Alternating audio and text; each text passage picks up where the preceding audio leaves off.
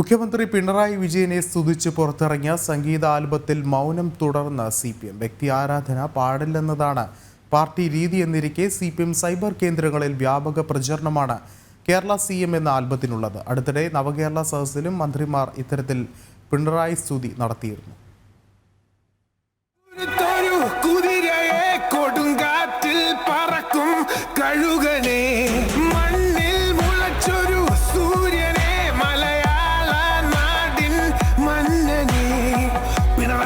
PJ army എന്ന സാമൂഹിക മാധ്യമ പേജ് വഴി PJ രാജനെ സ്തുതിച്ച് പോസ്റ്ററുകളും മുദ്രാവാക്യങ്ങളും പ്രത്യക്ഷപ്പെട്ടപ്പോൾ അന്വേഷണ കമ്മീഷനെ നിയോഗിച്ച് ശാസിച്ച CPM എന്ന പാർട്ടിയാണ് പിണറായി വിജയൻ ഇപ്പോൾ സ്തുതി പാടുന്നത്.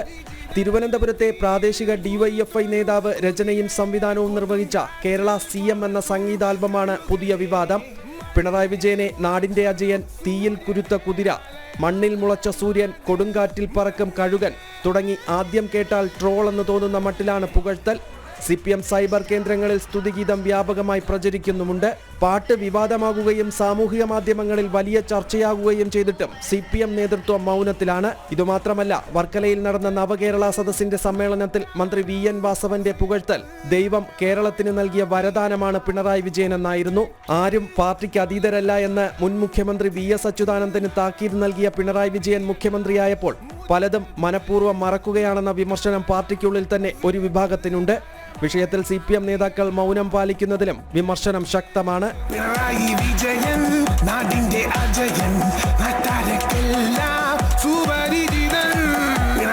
ജനം, തിരുവനന്തപുരം.